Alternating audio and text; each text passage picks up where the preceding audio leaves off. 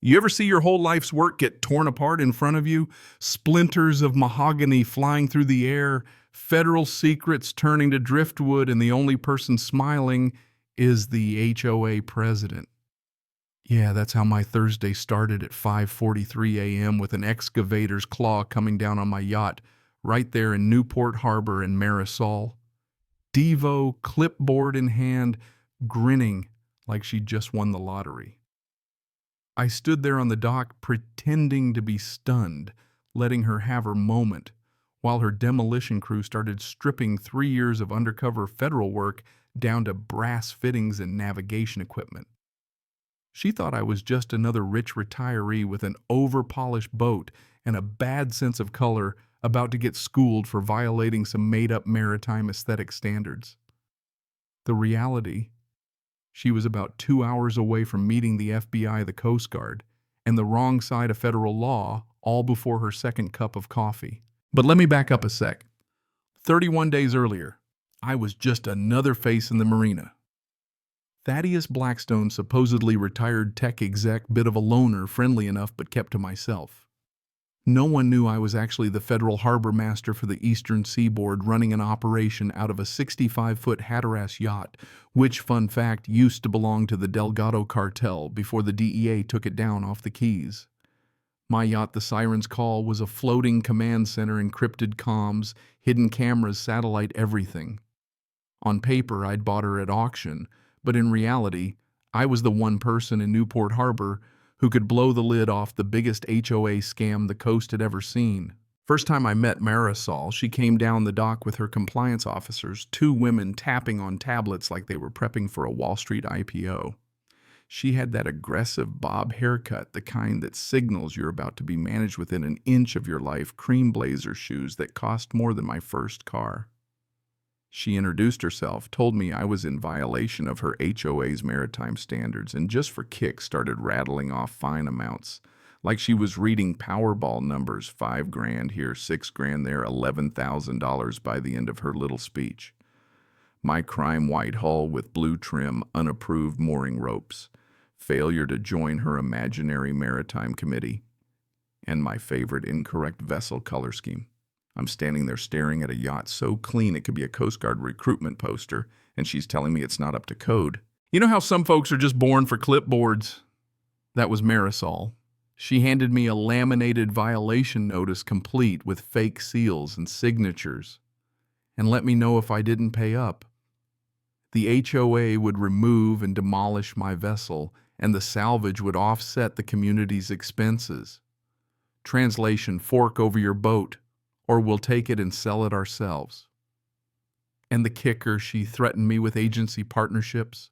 Nothing chills the bones of boat owners faster than the idea of tangling with government agencies, and Marisol wielded that like a sword.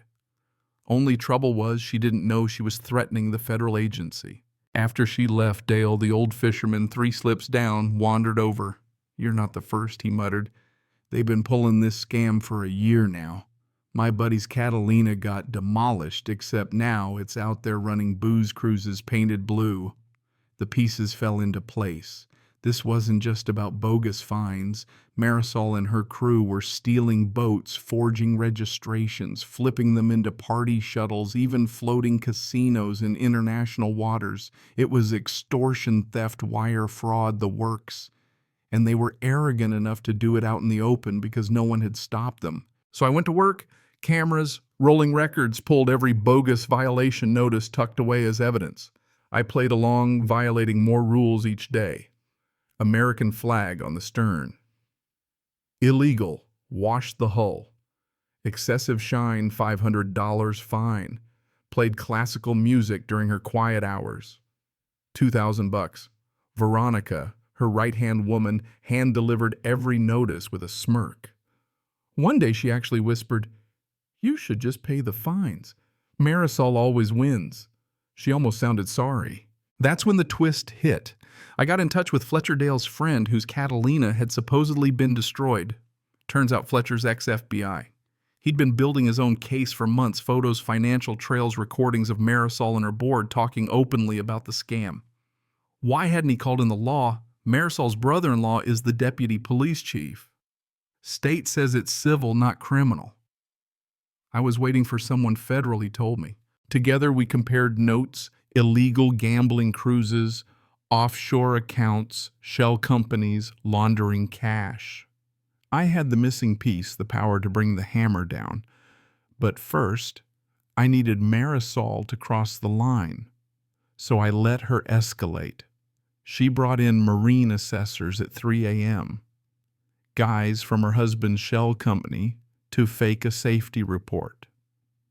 Suddenly, my yacht was leaking hazardous material and an imminent danger to the marina. Then came Harvey Brennan, her maritime attorney, real name Harold Brennanstein, wanted in 3 states, serving me an emergency removal order.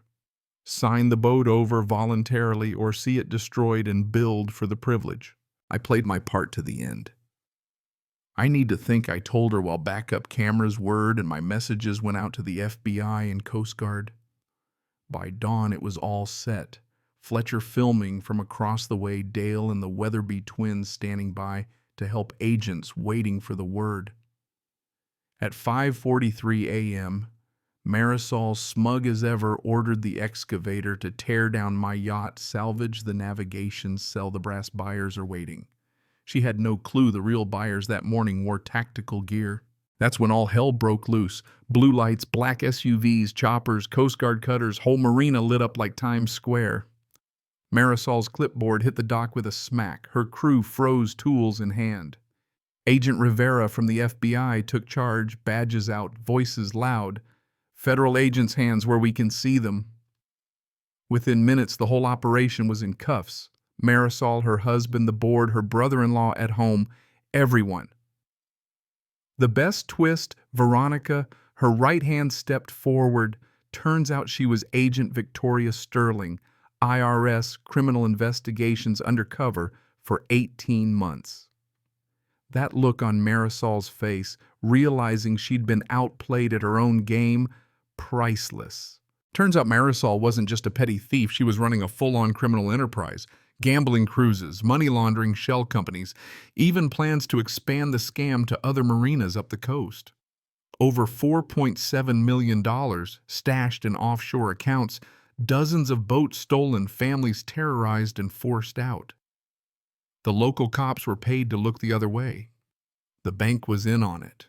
When the Coast Guard intercepted her party boats 12 miles out, they found politicians and judges at the roulette tables. I'll tell you, nothing motivates cooperation like the threat of seeing your face in the headlines next to a legal gambling ring.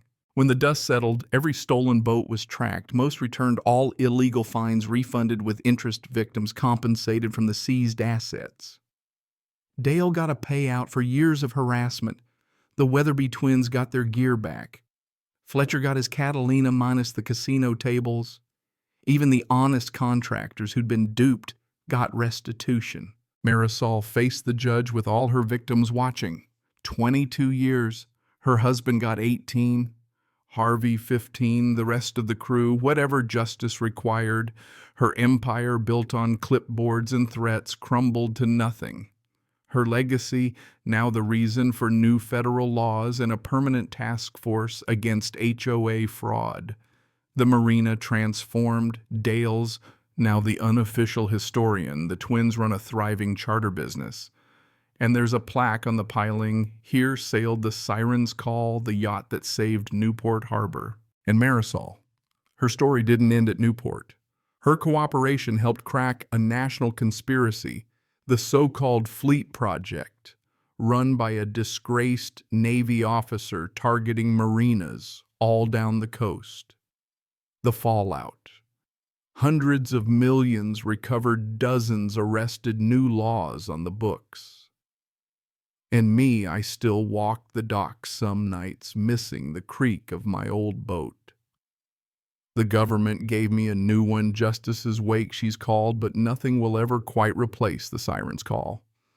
Still, when I look out over a marina free of fear, with kids learning to sail and laughter carrying over the water, I know it was worth it.